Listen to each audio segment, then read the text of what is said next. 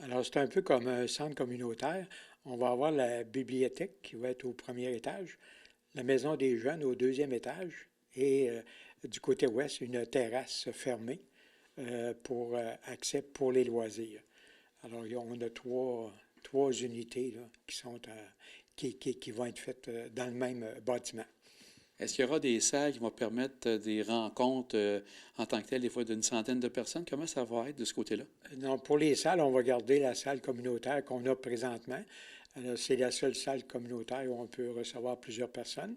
Donc, on la garde. Au sous-sol, on a les fermières qui vont prendre un autre local. Ils vont agrandir leurs locaux.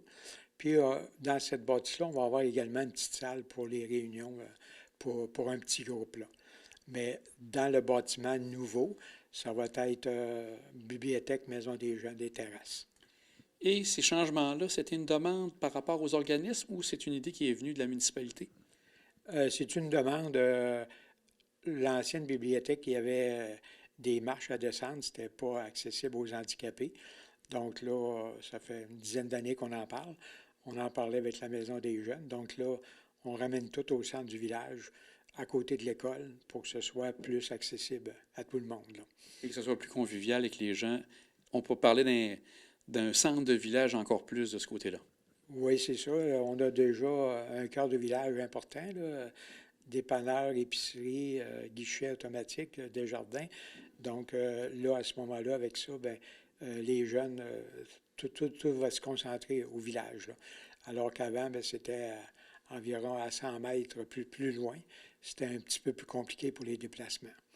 Et l'ouverture serait prévue pour quand actuellement dans les cartons que vous avez? Ça serait quand? On pense vers le mois de juin l'année prochaine, là. C'est que cet hiver, ça va être la construction, puis le terrassement au printemps prochain. Donc, l'ouverture officielle devrait se faire en juin.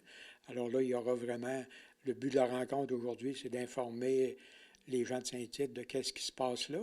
Mais au printemps, il y aura une conférence de presse officielle avec les représentants là, pour ce projet-là.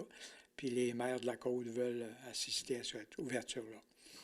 Au centre communautaire qui est actuellement sur le chemin Royal, est-ce qu'il y aura des aménagements prévus par la suite une fois que, comme vous dites, certains seront maintenant rendus dans le nouveau centre? Non, il n'y a pas d'aménagement comme tel. C'est déjà prévu.